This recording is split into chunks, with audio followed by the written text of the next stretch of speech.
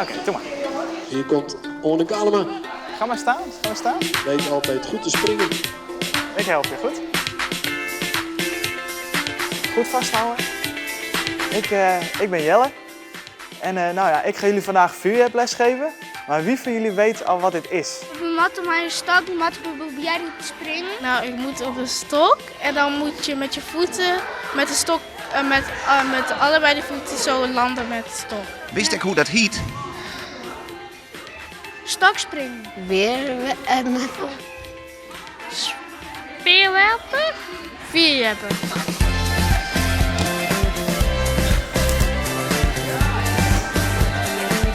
Ja, dat is hem! Zal ik een beetje helpen? Ja. Oké, het is heel simpel. Hou hem goed vast en ik help je, oké? Spring maar naar de overkant. Ja, goed zo. Ja, super. Heel goed. Hoe giet het niet? Nou, het ging gong wel goed, zeg maar. Dus ik kwam eerst net op gong en daarna op iets wol. Wat dochters toen het jerst? Oh.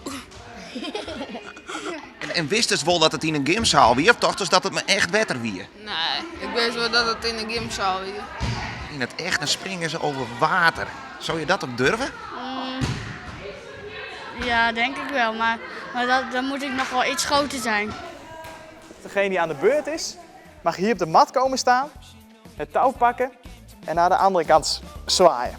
Als je denkt, dit is makkelijk, dan mag je het ietsje moeilijker maken. En dan mag je met een klein aanloopje. Dus nou heb ik het touw niet vast, maar nou doe ik met een klein aanloopje.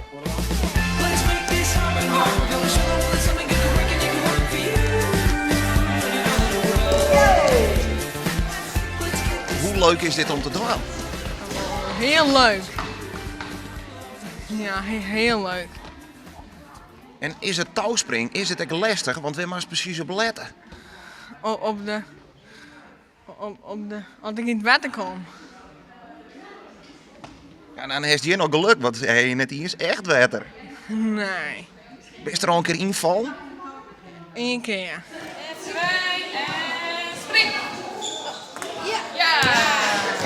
Hoe vind je het tot nu toe? Want het ziet er best wel spannend uit. Leuk, En waarom is het zo leuk? omdat alle onderdelen zijn leuk.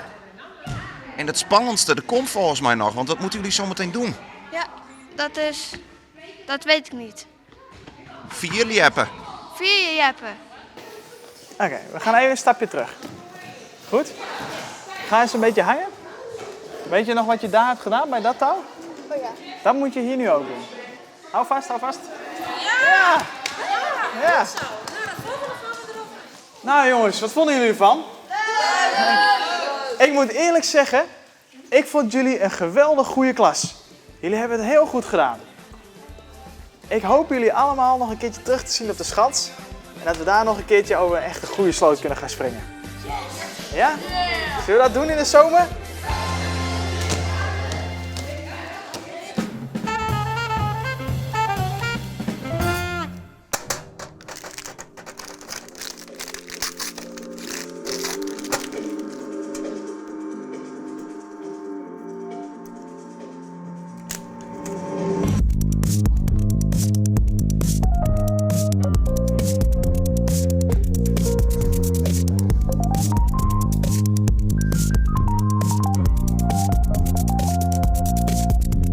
Wij hadden iemand bij ons inwonen, dat was een oom van mij voor een tijd. En die had tatoeages. En iedere keer als ik die tatoeages zag, dan kreeg ik daar een gevoel bij en daar wilde ik wat mee doen.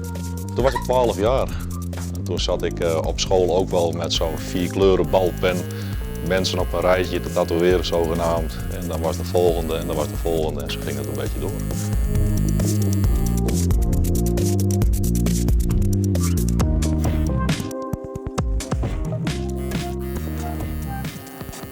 Begonnen op de kermis meereizen, daarna als straatmaker jarenlang bezig geweest.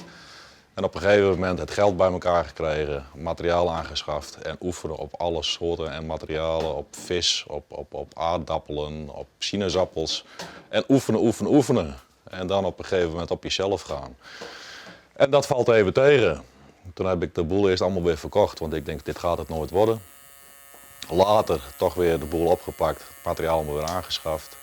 En op een gegeven moment kwam er een tatoeëerder bij mij en die zegt van weer bij mij aan het werk. En toen begon het balletje pas echt te rollen, want dan ga je dus in praktijk leren van hoe het moet. Wat je wel kan doen, wat je niet kan doen, waar je op moet letten. En ik heb dan ook meteen tegen hem gezegd van vroeg of laat wil ik ooit een keer voor mezelf gaan beginnen. Ik ben er heel transparant in geweest en uiteindelijk na 7 jaar bij hem gewerkt te hebben, heb ik inderdaad gezegd van ik stop ermee, ik ga voor mezelf en daar ben ik.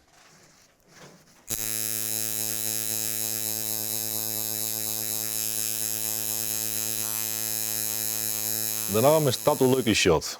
En dan krijgen we inderdaad al heel veel vragen over waarom een vredesnaam Tattoo Lucky Shot.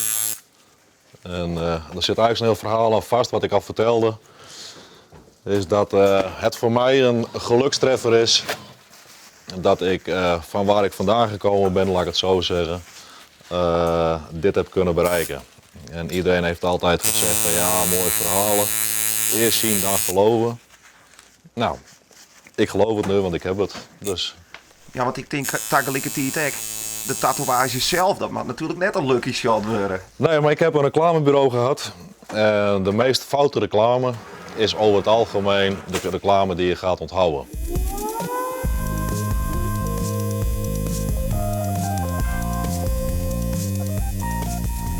I live in England, original Bulgarian, and I'm a guest artist here. And why do you like coming here to Drachten? I think because of Ronald. This is my second guest spot here. The last time was 2 weeks, and I was super happy with the people and the work and environment. The Holland is lovely. Ja, is het de concurrent? Kijk, het is natuurlijk hartstikke mooi als jouw studio gewoon meerdere mensen binnenkrijgt, waardoor jij een veel breder publiek in principe kan helpen. Ik kan bepaalde dingen kan ik niet, die mensen kunnen dat wel. Dus de klanten komen toch enigszins wel bij mij binnen. En het is gewoon ook heel leuk, want iedere artiest heeft zijn eigen vaardigheden.